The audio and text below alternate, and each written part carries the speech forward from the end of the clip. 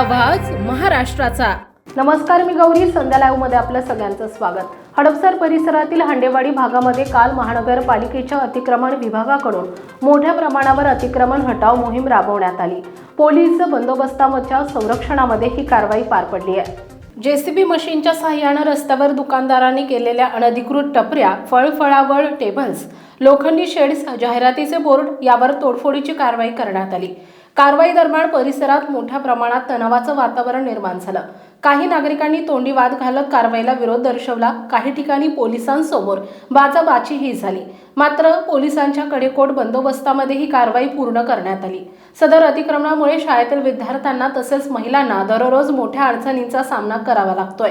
अरुंद रस्ते, traffic jam, वाहतूक कोंडी यामुळे नागरिक त्रस्त झाले होते। विशेषतः संध्याकाळच्या वेळी महिलांच्या सुरक्षतेचा प्रश्न गंभीर होत चालला होता। हडपसर, हांडेवाडी सारख्या भागांमध्ये वाढती अतिक्रमणाची प्रवृत्ती आणि त्यातून उद्भवणारी गुन्हेगारी ही आता चिंतेचा विषय बनली आहे। रात्रीच्या वेळी अंधारात असलेल्या टपऱ्या आणि अस्थायी संरचना हे गुन्हेगारीला खतपाणी घालणारं केंद्रबिंदू ठरत आहे। यामुळे महिलांची सुरक्षितता आणि नागरिकांचे रोजचे जीवन धोक्यात आले।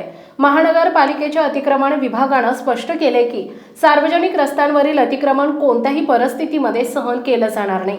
पुन्हा अतिक्रमण आढळल्यास संबंधितांवर कठोर कारवाई केली जाईल असा इशाराही अधिकाऱ्यांनी दिलाय। ताज्या आणि महत्त्वपूर्ण बातम्या पाहण्यासाठी आजच आमच्या संध्या लाईव्ह न्यूज चॅनलला YouTube वर सबस्क्राइब करा आणि बेल आयकॉन प्रेस करा।